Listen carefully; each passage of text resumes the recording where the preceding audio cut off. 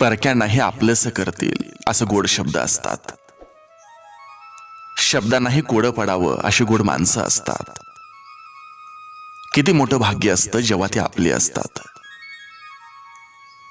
आणि रसिकानो, तुम्ही आपली आहात, या परिवारातील आहात. आजही मी तुमच्यासाठी खूप सुंदर असं सुविचार घेऊन आलोय.